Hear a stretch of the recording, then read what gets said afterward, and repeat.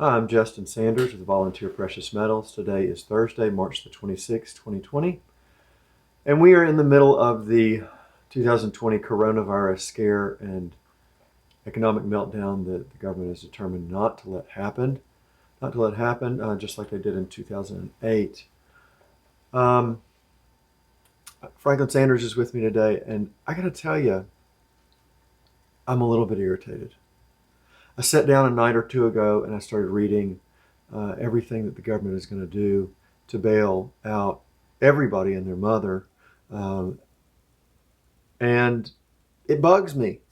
It bugs me that we're not going to see a return to honesty, that those in charge of our economic system are determined to keep it afloat. And it doesn't matter what it takes. I think we're not talking about the whole economic system. We're talking about the few people who benefit from these things. We're not talking about the great mass of people. The great mass of people will suffer from an economic collapse or depression, but they're not the ones being bailed out. No, They're they're the not. ones who, some of whom will get a $1,200 check from the government. The people who are being bailed out are the very people who fomented this, the people who have constructed a financial world where securitization, financialization, and monetization have taken the whole world to the level of one global Ponzi scheme. So who's getting bailed out? It ain't Main Street, it's Wall Street. Well, I understand, and that's really what gets to the heart of what upsets me about this is um, people like you and me, just everyday average people, are being robbed, and the robbery is just getting bigger and worse, and it's taking place at a quicker pace because when they bail out all of these, whoever they bail out, from corporations to banks and so forth, they're just going to devalue the dollar that much more and impoverish all of us. Absolutely. And I, I just want to grab the American public and shake them and say, wake up to what's going on. These people that are pumping all of these bailouts into the economy are not helping you.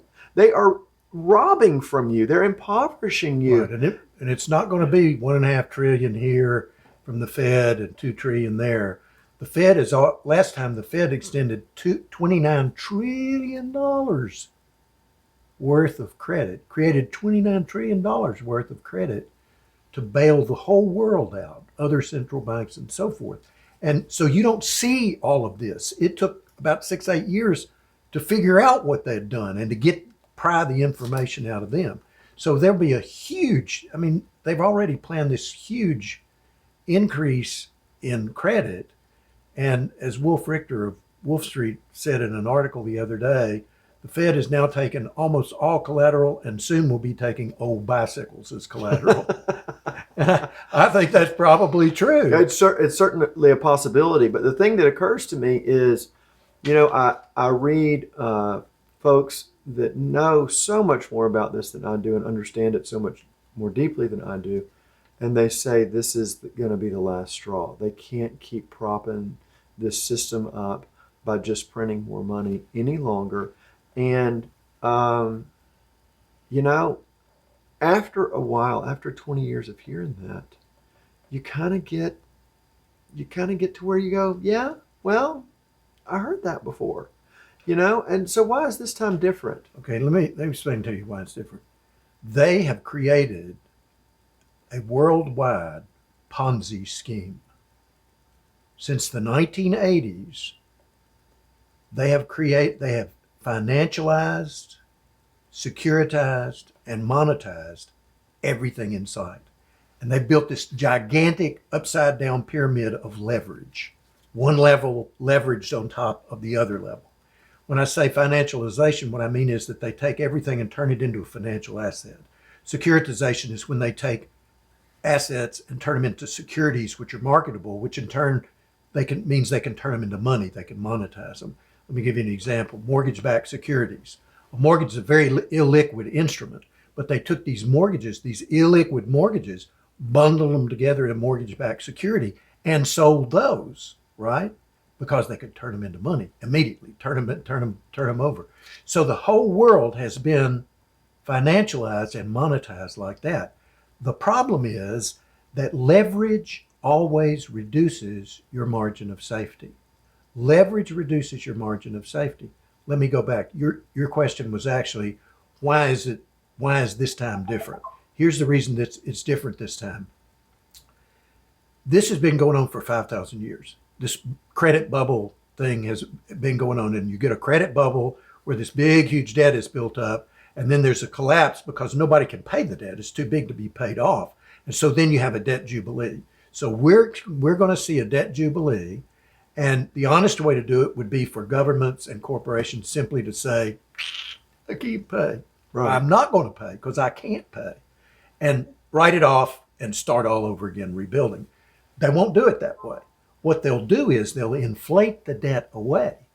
They will inflate the dollar to make the debt cheaper to pay, eventually to make the debt almost worthless. And so that's what's going on. But let me go back to what I said about leverage. Leverage reduces your margin of safety. See, they've even taken inventories and they've leveraged inventories by just-in-time inventory technique. How is that leverage? Well, let me explain. The money that you used to have for a safety of margin of safety in your inventory, so you no matter what kind of shock you had, you'd be able to meet that. Mm-hmm. That's gone. So all we keep in inventory is just enough to do tomorrow's business, right? So we run out of toilet paper. So you run out of toilet paper, and you reduce. That's what I mean when I say you reduce your margin of safety. You run out of toilet paper. Not only that, think about how crazy the leverage of globalization has been, that the U.S. government sources military equipment parts from China. Now, even if there was no question of there ever being enmity between China and the United States, that ain't a good idea to have a 6,000-mile supply line for military hardware. It just doesn't make any sense. No margin of safety. So I think one of the big results of this is that globalization is dead. It may not die immediately, but it's dead because there's no margin of safety. Well, you and I both know that when something dies, it's really ugly watching that thing die. That's right. There's a lot of kicking. There's a lot of violence in death, in the Right. death throes of something. And so I'm sure that those death throes could be very dangerous for everybody involved. Well, the Africans say when the elephants fight, the ants are in trouble, and that's the truth. It is the truth. But so the question is, if the financial system is in trouble, how do you avoid exposure to the financial system? I mean, how do you avoid exposure to banks? Everybody uses a bank, and people have their money in banks. And at some point or the other, the worse it gets for the bank, the government will declare a banking holiday or bail-ins. They'll bail out the banks because we have a government of the banks, by the banks, and for the banks. They won't succeed, but they'll do it anyway. So what you need is an asset that is not simultaneously somebody else's liability. A stock isn't any good unless somebody's over there making good on it, that is producing something. A bond is not good if the person who borrowed the money for the bond can't repay. So gold and silver are the only assets that are not simultaneously somebody else's liability. So if you've got those assets outside of that financial system, especially if they're in your own hands, that's the ultimate cash. And that's the only way I know to protect yourself from a systemic collapse, other than going much deeper and say, well, buy farmland and grow a garden and things like that. Those are good ideas, Yeah, sure. but because what you're doing is you're securing your income. And by income, I mean, what do I live on? Right. And so if you got a garden, you live out of the garden. You know, if you got chickens, you eat the eggs, but at whatever scale that is. But the point that I'm trying to make is you have to avoid exposure. You have to get out of your exposure to the financial system because the financial system's coming down. And I just can't see any way that the dollar won't be gutted by this enormous creation of liabilities. And I don't think they'll float the stock market. And if they do, it'll be like Germany in the 1923 hyperinflation, when the stock market shot up, but in real terms, in gold terms, in value terms, you lost money still. Right. So I think that's what you're looking at. So what you're seeing is this. I said leverage reduces the margin of safety. So there's this vast deleveraging taking place across the globe. Everything is coming down. It's like a beaver gnawing on a tree, right? You know how beaver girdles the tree, and then he gnaws around it again, and he gnaws around it again until finally there's just one little stick left holding the tree up, and the tree falls over. That's exactly what you're seeing. Leveraging has girdled the tree of the global economy, and now that's going to come down. It's something, it has to be cleansed. There's just no way around it. Well, the thing that shocked me over the last 3 weeks, especially, has been how fast everything has happened. And we hear everything being blamed on the coronavirus scare, and I know that it's really played into it.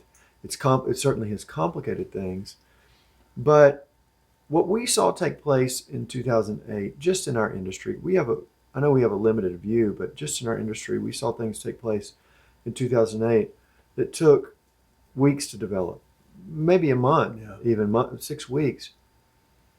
From everything I saw, those same things developed in less than a week this time. It's happening faster and with more exaggeration. It is. It's more. Everything is more violent, and that tree that's been girdled is standing there and looks just fine until that last second when it just goes. Right. And it falls with a lot of violence, and displaces a lot of other things when it falls, and it seems like they're trying to catch it as it's going and push it back up and say, Would you want to be the one trying to catch that tree? No, and it's a terrible, it's not an enviable position to be in at all, and it almost makes you feel sorry for the folks if the results of their work wasn't so wicked and didn't hurt so many people. Right. As I said, it's aimed at bailing out the people who created the situation. And ask yourself a question. Does it ever do good to add to a problem more of the problem? No. Because the government and the Fed created this by their inflationary policies, by their deficit spending, which is inflationary. They created the problem. They created this vast leverage. And now, are they going to be able to fix the problem by applying more of that? I mean, that doesn't make a bit of sense. No, but it's kept everything propped up for a long, long time now. And so it remains to be seen whether or not this is going to pull it all down. Yeah, well, put that in context. What is happening in the stock market now is the peak of a 300-year move from 1720 with the South Sea bubble and John Law's Bank of France stock bubble. That's come forward, and it's reached this huge peak after all those years. And that 300-year cycle is coming down. So stocks, I mean, they'll lose 50 to 90%. That's a rule of thumb. They lost almost 90% in 1929 to 1932. That's going to happen. And all of these other things, all of these other leveraged vehicles of every kind, all of that's going to come down. And you're going to find out which trees can really stand up and which trees can't stand up. Well, the thing that interests me too in what you said is that stocks may come down, but it's possible after we see all this money pumped in. I'm judging from something you said earlier that we can see stocks go back up and push back through 30,000. The Dow pushed back through 30,000. Yeah, when a package of cigarettes cost $19 a pack. Right, yeah. Right. So there's a warning there not to be sucked in by the appearances in the game that's going on in front of us. That's the reason when I look at the Dow, I always look at the Dow in gold. That is the Dow divided by the gold price, because that tells me whether the Dow's gaining against gold, whether stocks are gaining against gold. That peaked in October of 2018, and it's been going down ever since. You had plenty of time to see it coming and get out of it. Mm-hmm. That's not a flash in the pan change. So, if people still have stocks, they ought to convert them first to cash and then to gold and silver. I mean, that they need to get up to realize their value, because they're going to lose probably 90% or more of their peak value against gold. And that's what they did from 1999 to 2011, and they're going to do that again. So, I mean, it'll get the Dow will drop until 1 to 2 ounces of gold will buy out the entire Dow. And 32 ounces of silver. So, but let's talk just a minute about the gold and silver markets and what's going on. Deliveries have stretched out to 12 weeks, maybe less, but 16 probably weeks 16 maybe on weeks. silver. Yeah, on Yeah. silver. Premiums on silver have shot up. Premiums on gold have gone higher, but mostly it's just disappeared. You can't get the stuff. Wholesalers refuse to sell us, refuse to make sales of certain items like right. Some are refusing to sell American Eagles. Silver American Eagles, forget that. They've gone to at wholesale $6 an ounce, $7-8 an ounce. Let's be specific. Today, you can get 90% silver coin. You can get modern 90% silver coin. Wholesale for $6.50 over spot. Silver Eagles in lots of 500 mint seal boxes, $6.50 over spot wholesale. You add 1.5 to 3.5% to that for retail. In gold, we can get American Eagles on 8 to 12 week delivery. We can get some half-ounce commemoratives. We can get some Netherland 10 guilders, and we can get some 1-ounce bars. But the 1-ounce bars are going to be slow because they're four refiners in Switzerland have shut down. So there is not quick silver. There is not quick gold. You're gonna be doing really well if you get delivery within 6 weeks on anything right now. In silver, you're doing really well if you pay less than 15% over spot, and in gold, you're doing well to pay less than 6% over spot. Wouldn't you say? Yeah, less than 8. Probably. Yeah. So be aware of of where we really are, because the spot price is telling you one thing, but the actual price and the time it takes to get the product, it's a completely different world. They've decoupled. Yeah. And a lot of people ask me, well, how do I know that I'm going to get my gold or silver? And the answer is, ultimately, there's no risk-free world. But we went through this in 2008. We saw this same huge turmoil, and eventually it worked out. Now, it took about 10 months for the premiums to come back on silver. That is, from the time they started dropping from the time they started rising until they dropped back off, took about 10, maybe a little more than 10 months. And I mean, the deliveries will come through. Things will solve themselves, especially when you got premiums this high. People have an incentive to bring product to market. So, and it's coming out. Wholesalers say it's coming out. Their words were, but we're having to pay stupid prices for it. Literally, that's what they said to me this morning. What does that mean to you? It means to me that gold and silver have been artificially underpriced. Their prices have been suppressed for years, because now when you get this sudden rise in demand, this sudden panic, there ain't any.